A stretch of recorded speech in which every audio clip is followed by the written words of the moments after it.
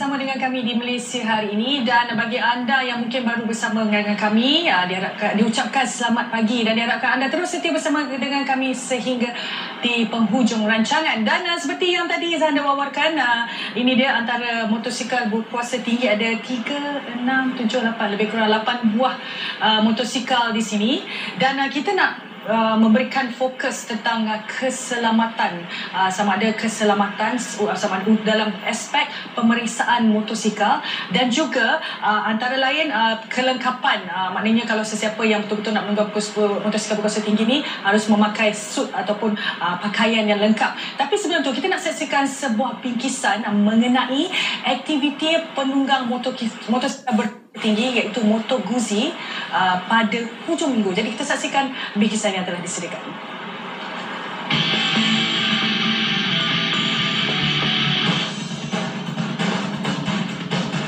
Ditubuhkan di Genoa, Itali pada 1921, kini Moto Guzzi kian mendapat perhatian masyarakat Malaysia. Bertempat di Rasta Taman Tun Dr. Ismail, sekumpulan penunggang Moto Guzzi mengadakan aktiviti riadah yang membolehkan mereka berkumpul bagi mengisi masa lapang dan membuat aktiviti yang berguna. Dah pergi Melaka, kita orang macam baru tadi kita daripada Melaka pergi makan asam pedas balik sini dengan geng-geng Moto Guzzi. Lepas tu selalu kita dah dekat sini kan, kita pergi Genting. So dalam masa tu kurang masa 2 minggu saya pakai motor ni memang kita melanggar kat rumah. Macam malam ni pun mungkin kita orang ingat lepas dah habis minum ni, kita nak pergi tempat lain pula, kita nak ride, kita nak minum tempat lain pula. Selain itu, mereka juga mengadakan aktiviti seperti berkonvoi bersama ahli-ahli Moto Guzzi seluruh Malaysia bagi merapatkan lagi hubungan antara kelab dan kumpulan yang lain. Untuk perancangan Moto Guzzi Malaysia, aktiviti macam ni akan diadakan setiap minggu bagi mengeratkan lagi silaturahim di antara pemilik-pemilik motor berkuasa besar ni. Aktiviti yang sebelum ni yang pernah dilakukan seperti launch Moto Guzzi dekat dia punya showroom, and then yang selain tu kita orang buat ride pergi Melaka, ride pergi Seremban, ride pergi Johor. Semua kita ride hanya untuk merasai kehebatan motor ni. Semestinya aktiviti bermotosikal adalah antara hobi terkini yang diminati oleh pelbagai golongan. Meskipun memerlukan kos yang tinggi, namun kerana keinginan, bagi mereka ia adalah satu kepuasan.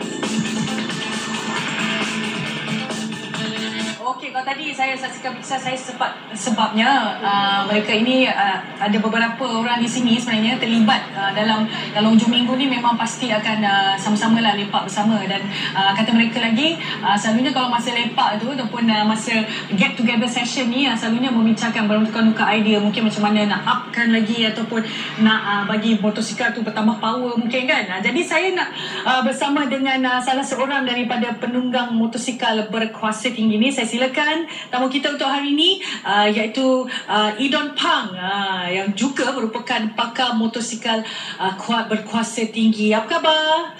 Selamat pagi. Okey, dan tadi kita dah tengok tadi get together session tu.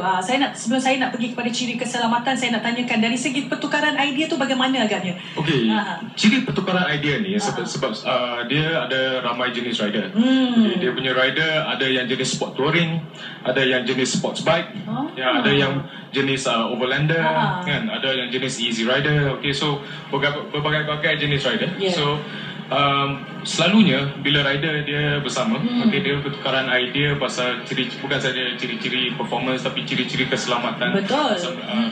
Motor-motor. Dan bercakap tentang ciri-ciri keselamatan, saya nak pergi kepada motor ini sebab tadi mula-mula saya minat sebenarnya dengan motor ini. Mungkin antara langkah-langkah persediaan bagi memastikan orang kata tu keadaan motosikal ini walaupun dia berkuasa tinggi, tapi bagaimana caranya untuk memastikan ciri-ciri keselamatan sebelum menunggangnya tu?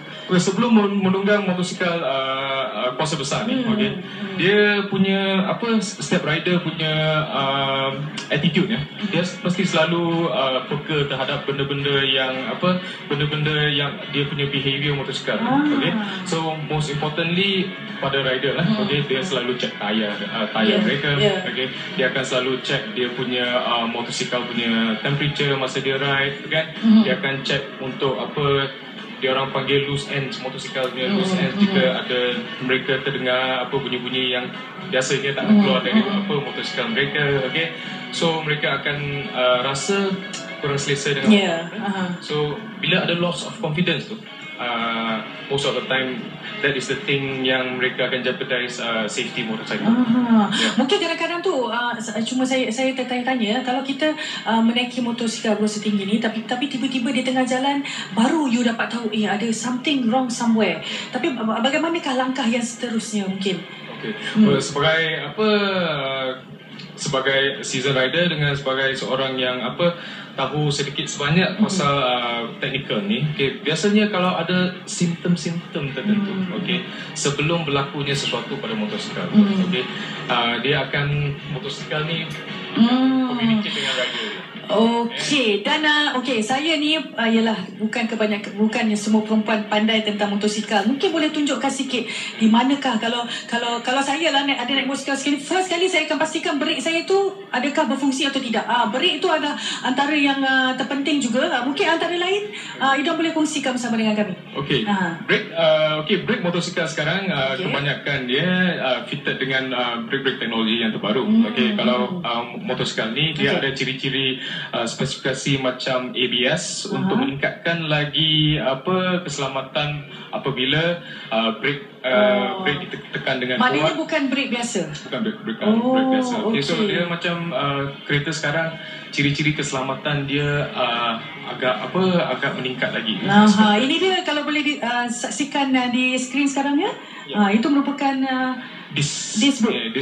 Dan yang di dalam disc tu dia cakra ABS dia. Apa yang membezakan antara ABS dan bukan ABS itu? ABS dengan non ABS punya brake. ABS biasanya dia memberi dia memberi confidence yang lebih untuk rider, untuk dia brake lebih lambat lagi kalau kena, atau brake lebih kuat lagi kalau kena. So dia akan bagi lebih banyak confidence lagi lah.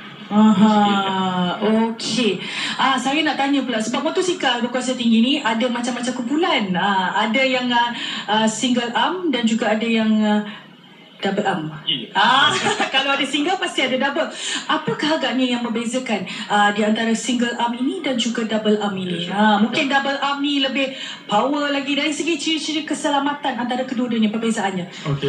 Di sini kita ada dua motosikal yang one of the newest in the market lah. Yang kita boleh nampak yang warna hijau ni.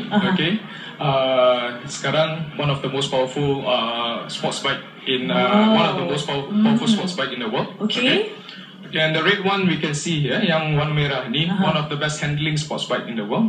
So tapi kedua-duanya begitu hebat bunyinya. Begitu hebat bunyinya. Teruskan.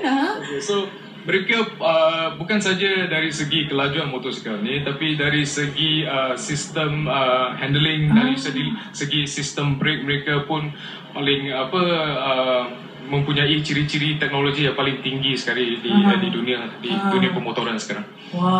Sebenarnya saya nak cuba untuk naik, tapi saya rasa lebih style kalau saya naik, saya berpakaian lengkap, barulah nampak sikit kan dia punya style tu kan. Kalau motosikal sebegini juga ya. Yelah, kita dah pastikan motosikal ni betul-betul dalam keadaan yang baik. Dan satu yang penting adalah untuk kita memikirkan tentang keselamatan kita semasa menunggang juga. Bukan saja motosikal tetapi juga penunggang motosikal. Mungkin boleh ceritakan sikit. You can elaborate more on that? Boleh. Dari segi penunggang motosikal, kalau boleh kita pergi kita ke sana. Banyak juga motor-motosikal hebat di sebelah sini. Kita ke sini ya.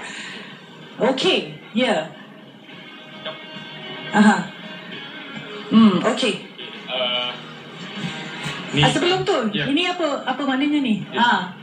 It's actually Chardi Kala. That means just for you to untuk macam bahasa Melayu, selamatlah selalu. Pandu secara selamat. Pandu pula, tunggang secara selamat. Ini kata-kata positif lah sebelum menunggang ya. Itu pun penting juga. Teruskan. Yang kita boleh nampak sini, kita punya Abang Amajid ni, dia season touring rider. So dari segi pemakaian dia, you can see clothing, dia amat lengkap sekali dari top to toe. If you don't mind, please bring your helmet. Okay. Aha. Si Mr. Majid, okay, dia mempunyai helmet-helmet yang sesuai untuk aplikasi dia, okay. Sebab dia ada pergi touring, dia mempunyai apa dia kata CB radio untuk communicate dengan dia punya Oh, ini adalah radio. Yes. Dan kemudian apakah tujuan adanya radio itu untuk berkomunikasi dengan siapa? Berkomunikasi dengan fellow rider dia, dengan kawan-kawan dia. Kalau dalam konvoi ya? Yes. Atau kalau mereka ada distress ke apa, so immediately mereka tahu. Okay. So dari segi pakaian, okay, you nampak dari top to bottom fully padded punya pakaian, okay.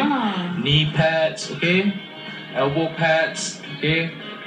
Chest pad, semua lengkap. So jika berlakunya apa-apa kemalangan atau apa yang tidak diingini, okay, first layer protection dia memang ada. Okey, dan bercakap tentang itu, kalau dah minat itu sanggup berbelanja ribuan ringgit, saya nak tanyakan satu je soalannya. Daripada ini, topik ledak ini, sehingga ke kasutnya, secara keseluruhan berapakah purata ataupun kosnya? 5,000 secara keseluruhan.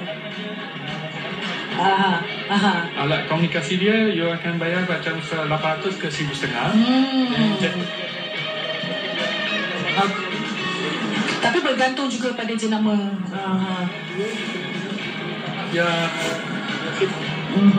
Okey. Okey.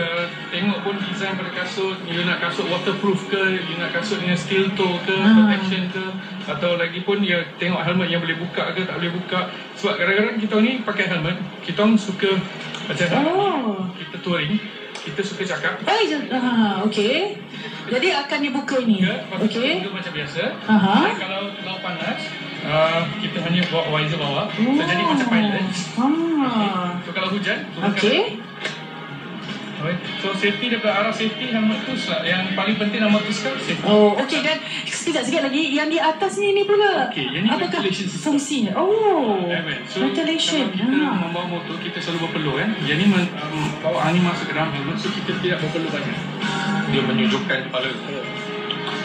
Sememangnya mahal dan berbaloi. Okey, jadi sekejap kita akan kongsikan lagi beberapa ciri-ciri keselamatan terutamanya bagi mereka penunggang motosikal berkuasa tinggi. Tapi sebelum tu kita nak bersama semula dengan Nurul untuk pengisian yang berikutnya. Silakan Nurul. Okey, terima kasih Nurul. Dan kalau tadi kita telah membincangkan mengenai antara aspek-aspek keselamatan dan juga pemakaian ketika menunggang motosikal, saya nak sentuh lagi mengenai pemakaian lengkap yang sebaik-baiknya lah sebelum anda menunggang motosikal berkuasa tinggi ini. Okey, kalau tadi kita bersama dengan siapa namanya tadi? Okey, dan kali ini mungkin antara suit lain yang membezakan sedikit dengan suit tadi yang kita telah bincangkan. Mungkin kita boleh ambil contoh suit ini pula, okey? Okey. Ini Encik Mail, okey. Dia season touring rider dengan off-road rider, okey. So apa yang berbeza pasal season off-road dengan touring rider dengan suit biasa, ya. Okey, dia kita boleh ajak ke depan dan kita boleh lihat lagi. Kalau itu okey, jangan malu katanya. Okey. So you see dari segi dia punya weatherproof punya jaket, siap dengan padding semua sekali, amat penting, especially dia ada riding yang ke tempat-tempat yang hujan, yang dia punya cuaca berlainan, maybe Mail, you can tell me a little bit. Boleh ceritakan sedikit. Betul. Normally untuk touring ataupun dual purpose punya riding, normally kita akan guna jaket yang waterproof. So, tapi jaket ni boleh dibuat sesuai untuk menyesuaikan dengan keadaan panas jugalah. Kita ada lining. Dan yang penting kita ada padding kat sini. Kasut pun waterproof. And then back protector just in case. And then tu je lah yang penting. Yang pentingnya mesti kena ada pakaian keselamatan yang sesuai untuk perjalanan. Itu yang membezakannya. Okey. Dan saya tertanya-tanya lah mengenai suit ini. adakah dari segi keselesaannya itu bagaimana? Yalah, kita tengok ni pegang pun daripada luar kita dah tahu begitu tebal sekali materialnya itu. Kalau dari segi keselamatan, yes, memang top of the line keselamatan. Tapi dari segi keselesaan, yang you nampak dari luar memang rough, dengan memang panas, nampak panas. Okay. Tapi dalam mereka ada buat lining dengan buat ventilation. Okay, so dia punya apa, taklah rasa macam tak apa tak selesa sangat. Okay, tapi ini memang buat khas untuk orang yang pergi jauh dengan selesa. Okay, as compare to, kalau saya boleh. Ini saya tengok ni agak santai sedikit. Agak santai sikit ya. Okay. You tengok ini untuk dia kata street riding. Okay, dari street riding you tengok fully ventilated punya punya jaket. Okay. So banyak angin boleh masuk keluar jaket ni. Okay. Tapi ciri-ciri keselamatan dia dari segi padding, elbow pad, okay, of course your gloves are very important. Okay, gloves dengan knuckle protector dia important. Jika berlaku apa-apa yang tidak diingini, okay, the most vital punya part semua protected. Gemetar mungkin ya. Tak disangka tadi. Okay, dan saya nak pergi kepada satu ini dia. Okay, kalau melihatkan ni, saya nak pegang dari segi memang saya rasa kalau saya pegang macam ni dia boleh ada masa dah lepas ni. Mungkin kalau dari segi 5 kilogram ni berat ni lebih kurang okey. Dan kalau ini pula bagaimana dari segi membezakan dengan suit yang lain yang tadi kita telah bincangkan? Suit ni pula bukan biasanya orang pakai untuk jalan-jalan semua, bukan, tapi suit ini orang pakai biasanya untuk dalam track, dalam litar, okay? Untuk high performance punya riding. Yang boleh nampak semua padding semua di dalam, okay? Kalau yang bonjol ni apa? Okay, yang terkeluar ni. Yang terkeluar sini added protection untuk dia punya shoulder protector. Okay. As you can see dia punya knee protection dia lebih tebal. Okay. So memang suit ni diorang design untuk keselamatan dalam litar. Okay. Kalau dari segi keselesaan memang kurang selesa kalau pakai ini untuk jangka masa panjang. Tapi suit ni mereka design untuk awak pakai jangka masa pendek dalam litar. Kalau ni 10,000 ada? Ya, mungkin. Sampai 10,000? Mungkin. Untuk suit ini sahaja 10,000 ya, tapi tak termasuk lagi harga motosikalnya. Jadi saya kira hebat juga siapa yang mampu memiliki ini sebenarnya ya. Dan kalau melihatkan kebanyakan daripada penunggang motosikal berkuasa tinggi ni, macam kalau kita kata Rossi semua ya, mereka ini bertubuh kecil. Mungkin ada kelebihan kepada penunggang yang bermotor kecil berbanding dengan bersaiz biasa. Bukan saja yang bertubuh kecil, tapi bertubuh kecil tetapi fitnessnya tahap fitnessnya kena tinggi. Okay, macam rider-rider MotoGP yang kita tahu kan, yang ni semua rider macam kita punya national rider tu semua, mereka ada melalui fitness punya program yang sungguh stringent sekali. Okay. Tapi memang sangat berat ya. So ada masalah okey. Saya bonjol di belakang. Di mana ni bonjol? Ada lagi.